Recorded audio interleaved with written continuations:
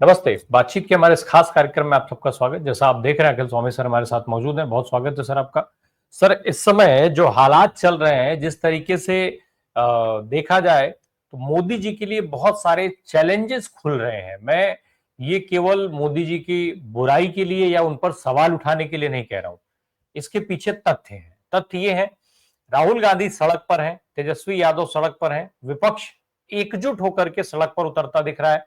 उसमें स्टालिन से लेकर के प्रियंका गांधी तक जितने नेताओं के नाम आप दर्शकों को याद है, उन सबके नाम जोड़ लीजिए, वो सारे लोग आपको सड़क पे दिखने जा रहे हैं। अब तैयारी यहां तक हो गई, अखिलेश यादव, एम के स्टालिन, हेमंत सोरेन इत्यादि इत्यादि। सवाल अब एक बड़ा ये होता चला जा रहा है मोदी जी के लिए कि आखिर मोदी जी हर कदम पर एक नया चैलेंज कैसे फेस करेंगे। हालांकि वो इसके मास्टर माने जाते हैं। जैसे राहुल गांधी खुली जीप में घूम रहे हैं, बिहार में मोदी जी को जो है खुली जीप में घूमना पड़ा। राहुल गांधी तेजस्वी यादव को साथ लेके घूम रहे हैं, मोदी जी को नीतीश कुमार और सम्राट चौधरी को साथ में लेके घूमना पड़ा। हालांकि लोग पूछ रहे हैं कि विजय सिन्हा को कहां छोड़ दिया, या विजय सिन्हा जो है उनको मोदी जी नेता नहीं मान रहे हैं, विजय सिन्हा दोयम दर्जे के नेता मान लिए गए, इत्यादि इत्यादि ये सवाल भी पूछे जा रहे हैं। उधर सदन के अंदर की अगर बात करें तो अमित शाह साहब के सामने, अमित शाह साहब के ऊपर पहली बार ऐसा हुआ है कि विपक्ष ने सीधे तौर पे बिल फाड़ करके फेंक दिया।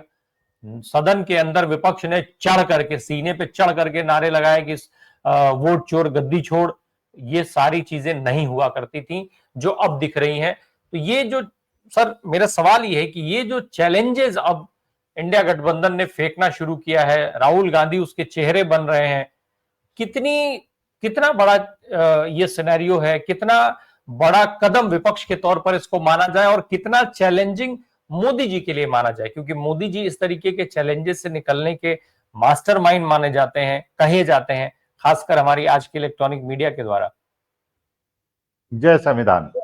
देखिए राम प्रकाश जी, कोई किसी का एक्सपर्ट नहीं होता, कोई चाणक्य नहीं होता, ये सब समय का फेर है। जब समय अच्छा होता है तो आपके सारे दांव सीधे पड़ते हैं, और समय खराब होता है तो आपके दांव उल्टे पड़ते हैं। हर व्यक्ति के साथ ये होता है, तो ये कोई वो नहीं है। लेकिन असली मुद्दा क्या है?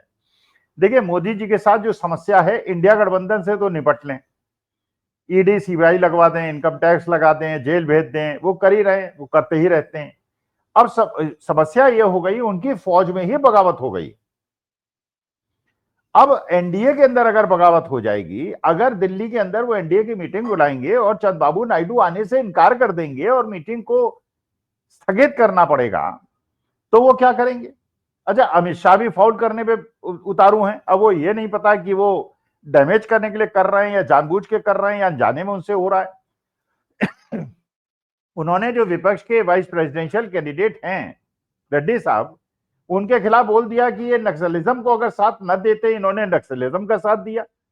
मतलब एक प्रकार से उन्होंने वहां की भावना को ठेस पहुंचा दी। अब ये बताइए, मानी बात है कि वहां का जो एक तो जो सेंटिमेंट होता है अपने प्रदेश के लिए, आंध्र प्रदेश और तेलंगाना, एक तो उन्होंने पहले चंद्रबाबू नायडू से पंगा ले लिया कि साहब एसआईआर कराएंगे, डिलिमिटेशन कराएंगे। अब रेड्डी साहब पे अब तो डबल प्रेशर हो गया चंद्रबाबू नायडू के ऊपर। ये एक तो वैसे ही साउथ के स्टेट जो हैं वो भारतीय जनता पार्टी के खिलाफ खड़े हुए हैं, एसआईआर करा के कि अब एसआईआर पूरे देश में होगी। चंद्रबाबू नायडू ऐसे ही बहुत ज्यादा परेशान थे। अब इन्होंने एक नया शगुफा छोड़ दिया। भाई, वाइस प्रेसिडेंशियल कैंडिडेट वो सुप्रीम कोर्ट के जज थे, उन्होंने जो वहां पे एक आंदोलन चला था जो कि नक्सलिज्म को बंद करने के लिए, उनसे मुकाबला करने के लिए चला था, जिसमें कांग्रेस के बहुत बड़े बड़े नेताओं की भी हत्या हुई थी, उसमें आप जो है वाइस प्रेसिडेंशियल कैंडिडेट पे व्यक्तिगत आरोप लगा रहे हैं। भाई, जज के कुर्सी पर बैठ के उन्होंने एक निर्णय लिया था, वो ठीक था। अगर आपको लगता कि वो खराब था तो बाद में उसको चेंज करा देते। लेकिन अगर इस प्रकार से आप भावनाओं को ठेस पहुंचाएंगे तो ये एक प्रकार से जो आपदा में अवसर ढूंढने का प्रयास हमेशा से करते रहे थे, इस बार मुश्किल ये है, इंडिया गठबंधन तो एकजुट हो गया है। अब आप सोचिए, अखिलेश यादव के वहां जाने से, स्टालिन के वहां जाने से, शरद पवार के वहां जाने से एक मैसेज जाता है ना। वरना इन्होंने तो पूरी गोदी मीडिया ने कोशिश की थी कि उद्धव ठाकरे उनसे मिल रहे हैं और शरद पवार उनसे मिल रहे हैं। मैंने सारे दिन बताने का प्रयास हो रहा था कि इंडिया गठबंधन में मतभेद है, प्रियंका चतुर्वेदी यहां जा रही हैं, प्रियंका चतुर्वेदी वहां जा रही हैं। अच्छा, शशि थरूर साहब भी अपनी फौज में लौट आए, मनीष तिवारी भी अपनी फौज में लौट आए, उन्हें प्रियंका गांधी ने दोनों को मना लिया, तो वहां टूट की कोई संभावना नहीं है। और इधर एनडीए में टूट की संभावना हो गई है। अच्छा, अंतरात्मा के आधार पे अगर वाइस प्रेसिडेंशियल कैंडिडेट के लिए वोट पड़ेगा, अच्छा ये भी बिल्कुल पक्का है कि सारे राजनीतिक दल जो है, चाहे विपक्ष में है या पक्ष में है, वो देख रहे हैं ना बिहार के अंदर माहौल क्या है। अब केवल इनके पास एक विकल्प बचा है कि 5 बजे के बाद वोटिंग दिखाएं कि बहुत ज्यादा कर दी, 10% हो गई, वहीं के अपने पोलिंग एजेंट से दनादन वोट डलवाएं और पुलिस और अपने प्रशासन के माध्यम से और 10% वोट बढ़वा दें, या ईवीएम की सुरक्षा करें आरजेडी कांग्रेस वाले और ईवीएम ही बदल दें, फिर 100% चार्ज मशीन वहां पे मिले, ईवीएम मिले, जो पहले से भी होता आया है। तो देखिए, सजग रहने की आवश्यकता विपक्ष को बहुत ज्यादा है, ये बात बिल्कुल पक्की है, इसमें कहीं दो राय नहीं है कि बिहार की जनता पूरी तरह से राहुल तेजस्वी और दीपांकर भट्टाचार्य और महागठबंधन के साथ है। लेकिन ये कलाकार लोग हैं, ये कुछ भी कर सकते हैं। अब तेजस्वी यादव पे अगर आप एफआईआर लिखा देंगे, अगर वहां मीटिंग होते समय आप लाइट काट देंगे, तो इसका काउंटर प्रोडक्टिव अंतर पड़ेगा कि नहीं पड़ेगा। इसका मतलब जो राहुल गांधी कह रहे हैं, तेजस्वी यादव कह रहे हैं कि लेवल प्लेइंग फील्ड नहीं है और जनता के साथ अन्याय हो रहा है, लोकतंत्र और संविधान के साथ समझौता हो रहा है, वो तो प्रूव हो रहा है ना, यही लोग प्रूव कर रहे हैं। इंदिरा जी के जमाने में भी हुआ था, उन्होंने भी इसी प्रकार से व्यवधान डालने की कोशिश की थी। उन्होंने भी जब जेपी जी का वो चल रहा था, रैली होने वाली थी, शोले पिक्चर दिखा दी थी, तो जनता को ये लगता है यार इसका मतलब विपक्ष जो आरोप लगा रहा है वो सही है, वरना होने दो ना, लोकतंत्र में खेलने दो, उनको भी खेलने दो, खुद भी खेलो। अब एफआईआर लिखा दी तेजस्वी यादव पे।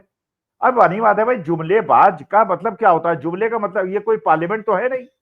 अच्छा, पार्लियामेंट में भी अगर कह दिया होता जुमलेबाज, तो ये होता अनपार्लियामेंट्री लैंग्वेज है, पार्लियामेंट असंसदीय है, इसको उसके कार्रवाई से निकाल दिया जाए, एफआईआर थोड़ी होती। अच्छा, यहाँ पे भी अब हम लोग तो रोज एक दूसरे को कुछ कहते रहते हैं। मोदी जी ने भी तो कहा था अजीत पवार के लिए कि ये 72,000 करोड़ का घपला करके आए हुए हैं और इनको चक्की पीसिंग फडणवीस ने कहा था, और 3 दिन के बाद वो डिप्टी चीफ मिनिस्टर बन गए वहां पे एनडीए के, आज तक डिप्टी चीफ मिनिस्टर हैं। बिहार के अंदर जो सीएजी ने 72,000 करोड़ का घपला निकाला है, जिसमें सीएजी कह रहे हैं 72,000 करोड़ का खर्च हुए, पता ही नहीं चला। अच्छा, उस पे भ्रष्टाचार की बात ही नहीं, फिर वो मोदी जी कहते हैं हमारी सरकार पे आज तक कोई भ्रष्टाचार का आरोप नहीं लगा। अरे यार, जिस आदमी को तुमने राफेल का एसोसिएट बनाया, उसी को 4-5 साल के बाद तुम्हारा ही state bank of India fraud company कह रहा है। इसका मतलब तुम्हारे को जानकारी नहीं थी, ये तुम्हें नहीं पता था कि वो सिख कंपनीज कई सारी चलाई हैं, बहुत सारी कंपनीज जो है वो लाखों करोड़ों रुपए का उनको ऋण माफ हुआ है, उनको आपने राफेल का एसोसिएट बना दिया और अब जो है वो फ्रॉड कंपनी बताई जा रही है। तो मोदी जी के साथ समस्या यह है कि वो विपक्ष से लड़ सकते हैं, अपने पार्टी के अंदर जो उनका विद्रोह हो रहा है, जो बीजेपी के अंदर भी हो रहा है और जो एनडीए के सहयोगियों द्वारा भी, और उसको को ऐसे झेलें। अच्छा, वो जमाना भी गया कि ईडी सीबीआई की रेड करा दो, क्योंकि इलेक्शन पे उसका और प्रतिकूल असर पड़ेगा, बिहार वाले और ज्यादा लामबंद हो जाएंगे। वो लोग जाके विपक्ष के, आपको पता ही है इमरजेंसी टाइम में जगजीवन राम ने छोड़ दी थी कांग्रेस, एचएन बहुगुणा ने छोड़ दी थी कांग्रेस और डेमोक्रेसी बना ली थी। और ये बड़े बड़े लोग जब छोड़ते हैं इलेक्शन के पहले, तो उसका बहुत ज्यादा प्रतिकूल प्रभाव पड़ता है। अब मान लीजिए मैं ऐसे ही कह रहा हूं, एक गैसी वर्क कर रहा हूं, कल राजनाथ सिंह और नितिन गडकरी मान लीजिए भारतीय जनता पार्टी छोड़ दें, क्या असर होगा उसका? खत्म हो जाएगी भारतीय जनता पार्टी। मैं ये नहीं कह रहा हूं छोड़ दें, मैं कोई अफवाह नहीं उड़ा रहा हूं, एफआईआर मुझ पे भी हो जाए जैसे तेजस्वी यादव पे हो गई। लेकिन अगर ऐसा हो जाए, जो बाबू जगजीवन राम ने और उन्होंने किया ही था, एचएन बहुगुणा ने, वो माहौल बदल गया था। लोगों को लगा कि जब घर के वीपी सिंह जब कहते थे कि मेरे पास स्विस बैंक के अकाउंट का नंबर है, लोग विश्वास कर लेते थे, कहते थे यार कांग्रेस का आदमी है, जब वो कह रहा है तो इसका बारे जाहिर सही बात कह रहा होगा। आज अगर बीजेपी का बड़ा नेता मान लीजिए पलट जाए, तो उसके बाद क्या होगा? गोदी मीडिया तो पलटने का प्रयास कर रहा है। देखिए, आपने भी देखा होगा, गोदी मीडिया वैसे मैं कम देखता हूं, देखता ही नहीं हूं, आप भी कम देखते होंगे, लेकिन अगर देखते होंगे, वो भी पलटने की कोशिश कर रहा है। वो भी जा जाके बिहार के अंदर राहुल गांधी की यात्रा को दिखाना उन्होंने शुरू कर दिया है, और उनको भी पसीना आ रहा है, एयर कंडीशन स्टूडियो में उनको पसीना आ रहा है। अब सर स्थिति हो गई, अभी मैंने खुली जीप का जिक्र किया, अब तो लोग ये कहने लगे हैं कि बहुत जल्दी मोदी जी जो है वो टी शर्ट में उतर आएंगे, जिस तरीके से गया में हुए। लेकिन अभी ये चर्चा चल रही थी, इस बीच में राहुल गांधी जो है वो मखाना के खेत में उतर गए। अब उनको भी एक अजीब सी आदत होती चली जा रही है, वो बार बार मोदी जी को जो है वो तंग करते हैं, बार बार वो मोदी जी के लिए एक बड़ा चैलेंज फेंकते हैं। क्या राहुल गांधी को ये बेसिक समझ नहीं है क्या सर, कि भाई मोदी जी आज की तारीख में वो भले ही अपने आप को युवा दिखाने की कोशिश करते हैं, मोटापे पर तेल कम खाने का ज्ञान दे देते हैं, योगा के दिन वो बहुत योग करते हुए दिखाते हैं अपने आप को, लेकिन 74-75 साल की अवस्था में अब वो क्या चाहते हैं कि मोदी जी तालाब में उतर जाएं। बार बार वो कह रहे थे बिहार में जाकर के कि हमने मखाना बोर्ड बनाया, हमने मखाना बोर्ड बनाया, हमको वोट करो, हमको वोट करो। अब वो राहुल अच्छा ये गांधी चाह बता, रहे हैं खेत में उतार दें। और इससे भी आगे एक चीज और है सर, जरा सुन लीजिए, मैं चाहता हूं जरा सुन लिया जाए। इमरान प्रतापगढ़ी वहीं बिहार में जाके क्या बोल के आए हैं, सुनवा दीजिए जरा। दिन में 5 बार कपड़े बदलकर भी घबराया हुआ है। झूठ दिन में 5 बार कपड़े बदलकर भी घबराया हुआ है। और एक हमारा सच है जो सिर्फ एक टी शर्ट में छाया हुआ है। राहुल गांधी जी ने वोट की चोरी का जो मामला पकड़ा है, उसके बाद से पूरे देश में चुनाव आयोग और चुनाव आयोग के सहयोगी यानी कि मौजूदा सरकार दिल्ली हो या पटना की हो, जिस तरह से उनके बीच में बेचैनी है, घबराहट है, आरोप चुनाव आयोग पर लग रहे हैं, जवाब कोई और दे रहा है, और उसके खिलाफ राहुल जी ने जनता की अदालत में और खास तौर से राजनीति की जो धरती है बिहार, उस वहां की जनता की अदालत में आने का जो फैसला किया, उसने पूरे देश में क्रांति ला दी है। पहले दिन से जब से यात्रा प्रारंभ हुई है, आप देख रहे हैं, पत्रकार साथी देख रहे हैं कि यात्रा दिन ब दिन जनता को कनेक्ट करती जा रही है। और अब तो 4-4, 5-5 साल के छोटे छोटे बच्चे भी।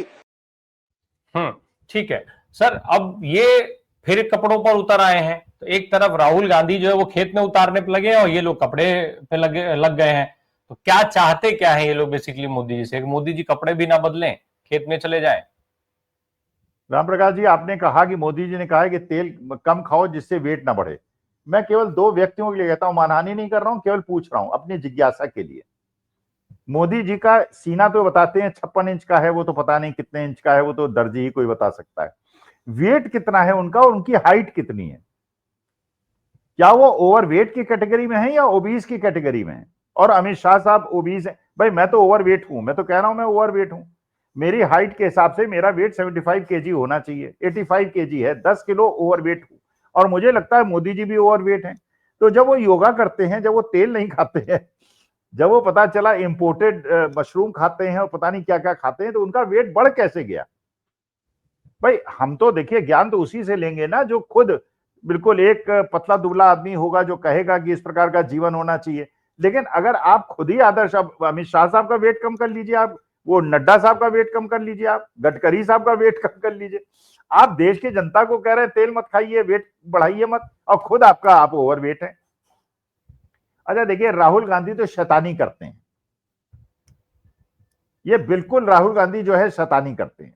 भाई राहुल गांधी का हाइट वेट देख लीजिए, बिल्कुल परफेक्ट, उनका बीएमआई इंडेक्स जो होगा बिल्कुल 25-26 के आसपास होगा। अच्छा बलिष्ठ आदमी है, मेहनती आदमी है, 50 साल की उम्र में भी वो 10 किलोमीटर दौड़ भी सकता है, समुद्र में डाइव भी कर सकता है।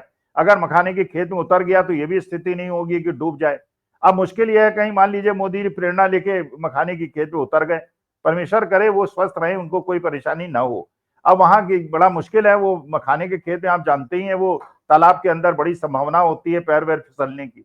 और पता नहीं कौन, अब जैसे रेखा गुप्ता जी के साथ मैं खुद ही विचार कर रहा था, अब आप खुद सोचिए राम प्रकाश जी, 1 मिनट तक वो गुजराती व्यक्ति उनको पीटता रहा, 1 मिनट तक। और गुजरात से आया था, या तो वो Z+ सिक्योरिटी के लिए आया था कि Z+ सिक्योरिटी रेखा गुप्ता जी को मिल जाए, इसलिए गुजरात से उसको भेजा गया था, रेखा गुप्ता जी ने बुलाया था। 1 मिनट तक उसकी पिटाई होती रही और किसने हस्तक्षेप नहीं किया। 1 मिनट जरा कैलकुलेट करके देखिए, वैसे लगता है बहुत कम टाइम है, 1 2 3 4 जब 60 तक गिनेंगे बहुत बड़ा टाइम होता है। इतना तो रिफ्लेक्स एक्शन उनके सहयोगियों का और बीजेपी का, तो इसका माने क्या बीजेपी कार्यकर्ताओं ने, उनके पुलिस वालों ने ही उनको पिटवा दिया। तो देखिए ये राहुल गांधी इतना बड़ा चैलेंजेस दे रहे हैं उनको। भाई 75 साल के होने वाले हैं, 2 महीने के बाद वैसे ही रिटायर हो जाएंगे, वरिष्ठ वो चले जाएंगे अपना क्या कहते हैं उनको, मार्गदर्शक मंडल में। आप उन्हें क्यों परेशान कर रहे हैं बेचारे बुजुर्ग आदमी को, बुढ़े आदमी को? जैसे मुझे भी परेशान करेंगे मुझे अच्छा नहीं लगेगा। भाई ठीक है, राहुल गांधी एक एथलीट टाइप की उनकी बॉडी है, वो कर सकते हैं सब। आप मोदी जी को बेचारे वो कहीं मखाने के खेत पे उतर गए, कहीं वो वहां पे उसके पैडी के खेत में उतर जाते हैं, कहीं वो मोची के यहाँ पे जाके बैठ जाते हैं, कहीं वो बच्चे को, वहां उन्होंने दिखाया एक युवा को जो वो था अग्निवीर और अयोध्या वाला था, उसके एक अंगूठा उड़ गया और वो कह रहा है जीप में खड़े होके, वो कह रहा है मेरा अंगूठा उड़ गया और मेरे को निकाल बाहर किया, मैं क्या करूं। और इतना ज्यादा उत्तेजित था, इतना ज्यादा एग्रेशन में था, लेकिन कोई सुनवाई नहीं, अग्निवीर करके आपने बच्चों को झोंक दिया। अच्छा, वो अमेरिका और ऐसे की तैसी किए हुए, अभी तक तो उसने टैरिफ लगाया था, अब उसने वहां पे नौकरियां छीननी हिंदुस्तानियों की, भारतीयों की शुरू कर दी हैं। अडानी जी भी फंसे थे, अब अंबानी जी भी फंस गए रूस से तेल मंगाने के चक्कर में। तो मुश्किल ये हो गया है कि इस समय ग्रह चाल जो राहु केतु, वो तो कोई ज्योतिषी बताएगा, मेरे को तो ज्ञान नहीं है। मुझे लगता है कि चारों तरफ से ग्रह नक्षत्र जो हैं इस समय, वो रूलिंग पार्टी के लिए ठीक नहीं। ग्रह शांति ये करवाएं। मोदी जी करें क्या इस पे भाई? राहुल गांधी अगर ऐसे चैलेंजेस फेंकेंगे मार्गदर्शक मंडल में जाने से पहले, ये चैलेंजेस फेंकना वास्तव में नहीं चाहिए। और ये तो राहुल गांधी की अब शैतानी कह लीजिए, बदमाशी कह लीजिए, जो भी कह लीजिए। लेकिन सर अब चूंकि अंबानी अडानी का जिक्र आ गया है, तो और आप हैं तो बिना अर्थशास्त्र के काम पूरा होगा नहीं, उस पर बात बहुत जरूरी है। और टैरिफ का भी जिक्र आ गया। सर अगर अंबानी जी हो या अडानी जी हो, इन्होंने तेल बेचा, तेल जो सस्ता लाए थे रूस से, वो कायदे से तो भारतवासियों का फायदा होना चाहिए था, लेकिन इन्होंने तेल बेचा, चुरा करके बेचा। अगर चुरा करके बेचा है तो उसका नफा नुकसान, नफा जब कमाया है, अरबों रुपए जब बना लिए हैं, तो सजा भी तो इनको ही भुगतनी चाहिए। मोदी जी उसमें काहे बीच में जो है वो बिना मतलब अपने भारतवासियों को खतरे में डाल रहे हैं, उनकी नौकरियां छिनवा रहे हैं, टैरिफ लगवाने के बाद नई नौकरियां वहां बंद करवा दे रहे हैं, अडानी जी का समन तक वो नहीं जो है उनको रिसीव करवा रहे हैं, और ये मामला अमेरिका की अदालत में उठाया जा रहा है। जाहिर सी बात है कि जब आप समन नहीं देंगे, अदालत में उठेगा, तो अमेरिका कार्रवाई तो करेगा ही, और उसी का देन है कि वो नौकरियां छीन रहा है, नई नौकरियां बंद कर रहा है। देखिए, इसमें और भी मुद्दे हैं राम प्रकाश जी। पहला मुद्दा यह है कि जो ये रूस से आपने तेल आयात किया, सैंक्शंस के बावजूद किया, नंबर एक। और नंबर दो ये कि जो तेल आयात करना था वो सरकारी कंपनियों से नहीं करवाया आपने, वो तो 15% किया, 85% आपने अंबानी जी से कराया, क्योंकि उसमें फायदा है। भाई अंबानी जी के शेयर बढ़ेंगे, अडानी जी के शेयर बढ़ेंगे, शेयर बढ़ेंगे तो गुजराती इन्वेस्टर्स के पैसे बढ़ेंगे। आप जानते ही हैं राजकोट एक बहुत बड़ा शेयर मार्केट का गढ़ है, वहां लाखों करोड़ों का खेल होता है। अच्छा, उसके बाद फिर आपने यहाँ के देश के नागरिकों को उसका फायदा नहीं दिया। फिर ईरान से भी आपने 6 कंपनियों ने माल मंगा लिया जो कि रेस्ट्रिक्टेड थे, जो नहीं आपको लेने चाहिए थे। तो देखिए, ये जो मोदी जी कहते थे, अमित शाह साहब कहते थे ना कि गुजराती जो है हमारे उसमें तो बनिए का दिमाग है, हम तो ये चलता नहीं है असल में। इंटरनेशनल पॉलिसी में और ये विदेश नीति में ये सिर्फ चीजें नहीं चलती, छुपती तो है नहीं कोई चीज।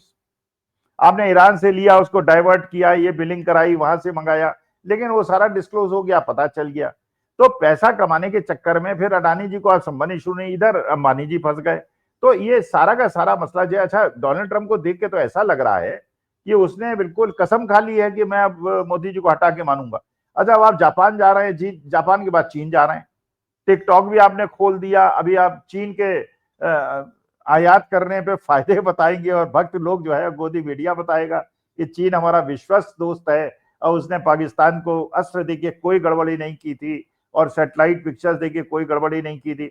अच्छा, जो चीन के विदेश मंत्री हैं वो मीटिंग के अंदर कहते हैं कि Pakistan is a sufferer of terrorism और ये अच्छा देश है, इसमें कोई, वही डोनाल्ड ट्रंप कह रहे हैं। फिर मोदी जी कहते हैं टंका। अब तो बहुत दिनों से किसी ने कहा भी नहीं कि मोदी जी का टंका बोल रहा है। आपने सोशल मीडिया में कहीं देखा कि मोदी जी का टंका बोल रहा है? एक और चीज है सर जो चर्चा में है, अडानी जी ने शायद विदेशों में फिर कर्ज लिया है और उसकी गारंटर भारत सरकार है। एक तरफ लोगों की नौकरी जा रही है, टैरिफ की मार पड़ रही है, और दूसरी तरफ अडानी जी को कर्जा मिल रहा है विदेशों से, वो भी। नहीं नहीं, ये तो देखिए आउट ऑफ रूल है।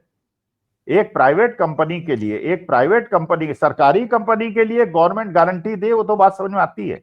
प्राइवेट कंपनी के लिए गवर्नमेंट गारंटी दे, ये तो इट इज कंप्लीटली इलीगल और अनएथिकल। भाई कल, और देखिए एक मोदी जी ने एक बड़ा अच्छा काम किया है, वो उनके हित में जाता है। सारा का सारा पैसा और सारी की सारी संपत्ति क्रिएट की है अंबानी और अडानी की। तो जैसे होता है ना कि अगर ये दोनों डूब गए और अमेरिका ने दोनों को टाइट कर दिया, हमारी भी अर्थव्यवस्था चरमरा जाएगी। इसलिए कि कितना लाख करोड़ का बैंक का लोन है अंबानी अडानी पे। अच्छा, शेयर मार्केट में सबसे ज्यादा पैसा इन्हीं कंपनियों में लगा हुआ है और म्यूचुअल फंड्स का लगा हुआ है, एनपीएस यूपीएस का लगा हुआ है। वो डूबेगा तो पूरी देश की अर्थव्यवस्था बर्बाद हो जाएगी। वरना ये होता है ना, जिसे कहते हैं कि डाइवर्सिफिकेशन। भाई आपने 1000 कंपनियों को 1-1 लाख करोड़ दिया होता तो 2-4 कंपनी डूब भी गई तो कोई बात नहीं। यहां आपने एक ही कंपनी को 95 लाख करोड़ दे रखा है, बाकियों को 5 लाख करोड़ दिया, तो ये कंपनी डूब गई तो अर्थव्यवस्था डूब गई।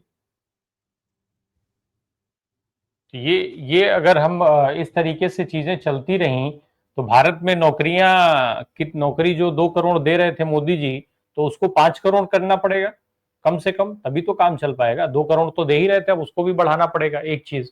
दूसरा, जरा हम वापस अब अंत में फिर बिहार की तरफ लौट करके आ जाते हैं। सर, ये जो यात्रा चल रही है बिहार में और जिस तरीके का जन समर्थन मिल रहा है, निश्चित तौर पे जब नेताओं की एंट्री होगी तो ये समर्थन शायद और बड़ा बढ़ेगा।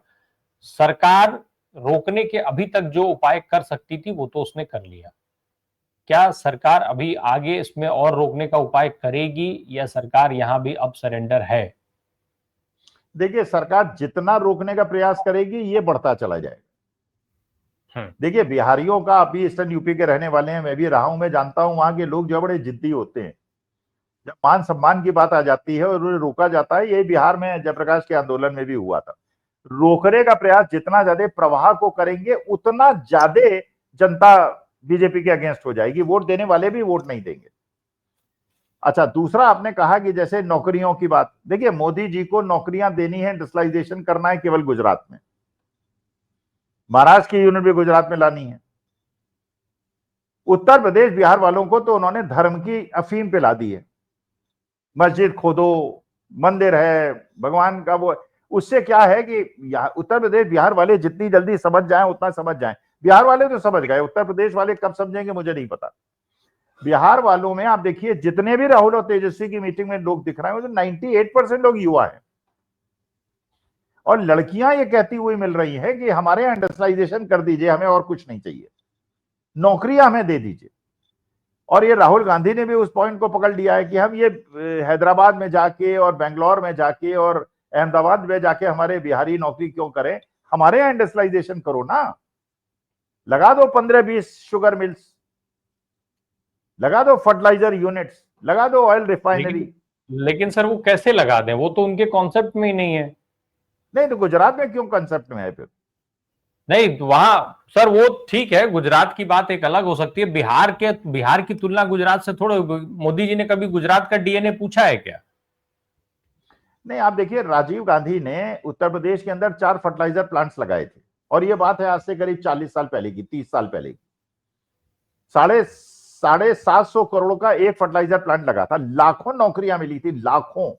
आज के तारीख में वही प्लांट लगेगा 70-80 हजार करोड़ का, उसमें लाखों, क्योंकि ट्रक आएंगी, एम्प्लॉइज आएंगे, बरकत होगी, गांव विकसित होंगे, नौकरियां मिलेंगी। तो 4 फर्टिलाइजर प्लांट ने उत्तर प्रदेश की स्थिति बदल दी थी। अब बताइए, यूपी बिहार के अंदर कौन सी नई यूनिट लगी है? पुरानी बंद हो गई और नई लगी नहीं। तो अच्छा, मैं बच्चों को भी कहते हुए सुन रहा हूं, बच्चे कहते हैं साहब हमारे घर के पास अगर 15,000 की नौकरी मिल जाएगी, it is better than 40,000 salary in other state. भाई मानी बात है, आप भी जानते हैं, मैं भी जानता हूं। अब ना, अगर पुश्तैनी घर है उसके अंदर आप रहेंगे तो 20,000 में भी बरकत आएगी। माँ बाप को भी आपने 10,000 रुपये महीना भी दे दिया तो माँ बाप भी कहेंगे 10,000 बहुत है। बाहर जाएंगे तो किराया है, बिजली है, पानी है, अकेले का खर्चा है, वो खर्चा ज्यादा आता है, तो आप वैसे ही अनइकोनॉमिकल हो जाएंगे। लेकिन सर फिर सवाल तो वहीं ठहरा ही रहता है कि जब इनके कॉन्सेप्ट में नहीं है। जैसे अभी बड़ा प्रोजेक्ट एक अलॉट हुआ है अडानी साहब को बिहार के अंदर, नीतीश कुमार साहब ने अब अलॉट किया है, तो शुरुआत तो बिहार में ऑफिशियली हो गई है ना। अगर अडानी जी का प्रोजेक्ट शुरू हो जाएगा तो उसको श्री गणेश नहीं माना जाना चाहिए बिहार के लिए। और अभी मोदी जी ने जो है अपनी गया दौरे के दिन पर कल ही तो पेपर में बाकायदा विज्ञापन दिया था, विकसित बिहार। नहीं तो असम में भी तो वही किया, कितने बीघे जमीन दे दी, तो हाईकोर्ट जज साहब ने भी कहा क्या पूरा शहरी दे दिया क्या, और बहुत कम दाम पे। देखिए, वही वाली समस्या है, अगर एक ही पूंजीपति को सब कुछ दे देंगे और वो पूंजीपति ही डूब गया तो देश की अर्थव्यवस्था डूब जाएगी। हमें कोई अडानी जी से कोई पर्सनल व्यक्तिगत दुश्मनी थोड़ी है, ना अंबानी जी से है। हम तो ये कह रहे हैं डाइवर्सिफिकेशन कीजिए, 100 इंडस्ट्री, बिहार के इंडस्ट्रीज को बढ़ाइए। अब अडानी जी भी तो गुजरात के हैं, अंबानी जी भी तो गुजरात के हैं। बिहार में इंडस्ट्रीज नहीं है क्या? बिहार में टेक्नोक्रेट्स नहीं है क्या? उनसे कहिए कि आप लगाइए इंडस्ट्री, कम से कम वो बिहारियों को तो नौकरी देगा। अब गुजरात से आएंगे वो, आप जानते ही हैं अडानी जी की कंपनियों में एम्प्लॉयमेंट भी जनरेट नहीं होता, वो टैक्स भी नहीं देते और सेकेंड लार्जेस्ट पर्सन हो गए हैं वर्ल्ड के।